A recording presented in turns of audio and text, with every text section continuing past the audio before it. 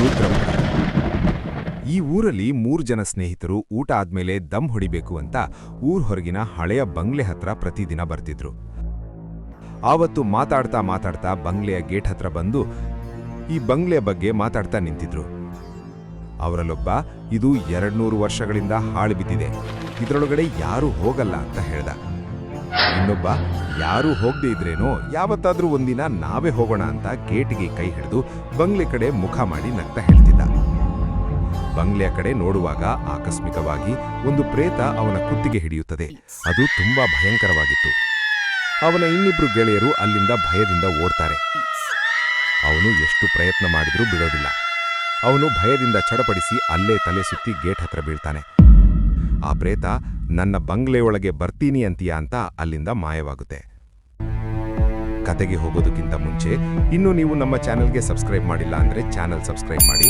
ಮುಂದೆ ಬರುವ ಲೇಟೆಸ್ಟ್ ಭಯಾನಕ ಕಥೆಗಳು ಮಿಸ್ ಆಗಬಾರ್ದು ಅಂದ್ರೆ ಬೆಲ್ ಐಕಾನ್ ಪ್ರೆಸ್ ಮಾಡಿ. ವಿಡಿಯೋಗೆ ಒಂದು ಲೈಕ್ ಮಾಡಿ ಹಾಗೂ let's back to the story.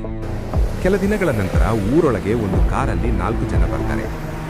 ಊರಿನವರು ಯಾರ್ ನೀವು ಅಂತ ಕೇಳಿದಾಗ, ಊರ್ ಹೊರಗಿನ ಒಂದು ಹಳೆಯ ಬಂಗ್ಲೆ ಇದೆಯಲ್ವಾ, ಅದರ ಮುಂದೆ ಇರುವ ಜಾಗ ಖರೀದಿ ಮಾಡಿದೀವಿ, ಅಲ್ಲಿ ಫ್ಯಾಕ್ಟ್ರಿ ಕಟ್ಟಕ್ಕೆ ಅಂತ ಹೇಳ್ತಾರೆ. ಊರಿನವರು ಭಯದಿಂದ, ಸರ್ ಅಲ್ಲಿ ಹೋಗ್ಬೇಡಿ, ಬಂಗ್ಲೆ ಸುತ್ತಮುತ್ತ ಹೋದ್ರೆ ಅವಳು ಬಿಡಲ್ಲ ಅಂತ ಹೇಳ್ತಾರೆ.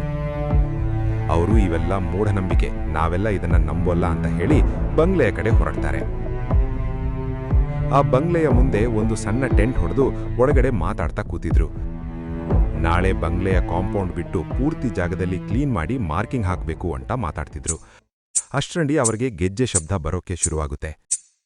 ಅವರಲ್ಲೊಬ್ಬ, ಯಾರು ಅಂತ ನಾನ್ ನೋಡ್ತೀನಿ ಅಂತ ಟೆಂಟ್ ಹೊರಗಡೆ ಟಾರ್ಚ್ ಆನ್ ಮಾಡಿ ನೋಡಿದ. ಸುತ್ತ ಬರೀ ಕತ್ತಲೆ ಇರುತ್ತೆ, ಆದ್ರೆ ಆ ಬಂಗ್ಲೆಯ ಕಾಂಪೌಂಡ್ ಮೇಲೆ ಒಬ್ಬ ಹುಡುಗಿಯ ನೆರಳು ಕಾಣುತ್ತೆ.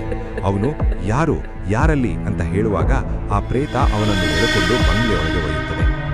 ಟೆಂಟ್ ಒಳಗಡೆ ಮೂವರು, ಯಾಕೋ ಇನ್ನೂ ಬರ್ಲೇ ಇಲ್ಲ, ಅವನ್ ಶಬ್ದ ಕೂಡ ಬರ್ತಿಲ್ಲ ಅಂತ ಮೂವರು ಜೊತೆಗೆ ಹೊರಗೆ ಹುಡುಕ್ತಾರೆ. ಆ ಬಂಗ್ಲೆಯ ಕಾಂಪೌಂಡ್ ಹತ್ರ ಅವನ ಟಾರ್ಚ್ ಬಿದ್ದಿತ್ತು. ಇವನ ಟಾರ್ಚ್ ಇಲ್ಲೇ ಬಿದ್ದಿದೆ, ಆದ್ರೆ ಇವನ್ ಎಲ್ಲೂ ಕಾಣ್ತಿಲ್ಲ ಅಂತ ಹೇಳ್ತಾ ಹಿಂದೆ ತಿರುಗುವಾಗ ಆ ಹೆಣ್ಣಿನ ಮೂವರು ಹೆದರಿ ಊರೊಳಗೆ ಓಡಿ ಬರ್ತಾರೆ. ಊರಲ್ಲಿ ಜನರನ್ನೆಲ್ಲ ಘಟನೆ ಹೇಳಿದಾಗ ಊರಲ್ಲಿನ ಒಬ್ಬ ಮುದುಕ, ಸುಮಾರು 90 ವರ್ಷದ ಮುದುಕ ಹೇಳ್ದ, ನನ್ನ ತಂದೆ ಹೇಳ್ತಿದ್ರು, ಆ ಬಂಗಲೆ ಹೆಸರು ರುದ್ರ ಬಂಗಲೆ. ಸುಮಾರು 200 ವರ್ಷಗಳ ಹಿಂದೆ ಅದು ದೊಡ್ಡ ಅರಮನೆಯಾಗಿತ್ತು. ಅಲ್ಲಿನ ರಾಜನಿಗೆ ಭರತನಾಟ್ಯ ನೋಡೋ ದೊಡ್ಡ ಹವ್ಯಾಸ ಇತ್ತು. ಹವ್ಯಾಸ ಹೋಯ್ತಾ ಹೋಯ್ತಾ ಚಟ ಆಗಿ ಬದಲಾಯಿತು. ಕೆಲ ದಿನಗಳು ಕಳೆದ ಮೇಲೆ ಅವರ ಅರಮನೆಗೆ ಸುಕನ್ಯೆ ಅನ್ನೋ ಭರತನಾಟ್ಯ ಕಲಾವಿದೆ ಮತ್ತೆ ಅವಳ ಪ್ರೇಯಸನ ಜೊತೆ ನೃತ್ಯ ಮಾಡಲು ಬಂದರು.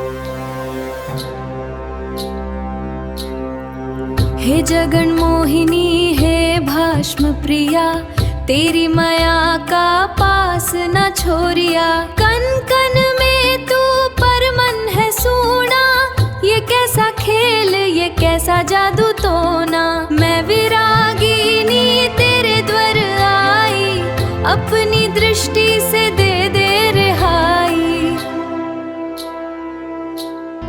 ಸುಕನ್ಯೆ ನೋಡಲು ಅಪ್ಸರೆಯ ಹಾಗೆ ಸುಂದರವಾಗಿದ್ದಳು. ರಾಜನ ಆಸ್ಥಾನದಲ್ಲಿ ಅವರು ನೃತ್ಯ ಮಾಡುವಾಗ ರಾಜ ಅವಳ ಸೌಂದರ್ಯದಲ್ಲಿ ಕಳೆದು ಹೋಗ್ತಾನೆ. ಅವಳ ಸುಂದರವಾದ ನಡುಗೆ ಮತ್ತು ನೃತ್ಯವನ್ನು ನೋಡಿ ಅವಳನ್ನು ಅರಮನೆಯ ರಾಣಿ ಮಾಡಬೇಕೆಂದು ಮನಸ್ಸಲ್ಲೇ ತೀರ್ಮಾನಿಸಿದ. ನೃತ್ಯ ಮುಗಿದ ಮೇಲೆ ಅವಳ ನೃತ್ಯದ ವರ್ಣನೆ ಮಾಡುತ್ತಾ, ನಿನ್ನನ್ನು ವಿವಾಹ ಮಾಡಿಕೊಂಡು ಈ ಅರಮನೆಯ ರಾಣಿ ಮಾಡುತ್ತೇನೆ ಅಂತ ಹೇಳ್ದ. ಆಶ್ಚರ್ಯಗೊಂಡ ಸುಕನ್ಯೆ ಕ್ಷಮೆ ಕೇಳಿ, ನಾನು ನನ್ನ ಜೊತೆಗೆ ಬಂದ ಪ್ರೇಯಸನಿಗೆ ಮನಸ್ಸು ಕೊಟ್ಟಿದ್ದೇನೆ, ನಾನು ಅವನಿಗೆ ಮದುವೆಯಾಗಬೇಕೆಂದು ತೀರ್ಮಾನ ಮಾಡಿದ್ದೀನಿ ಅಂತ ಅಂದ್ಲು.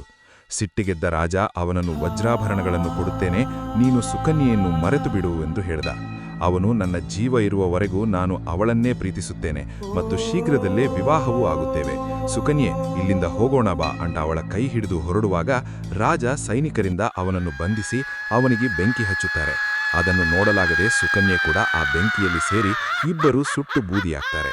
ಇದಾದ ಕೆಲ ದಿನಗಳ ನಂತರ ರಾಜ ಮತ್ತು ರಾಜನ ಇಡೀ ವಂಶ ಆಕಸ್ಮಿಕ ಸಾವಾಗುತ್ತೆ.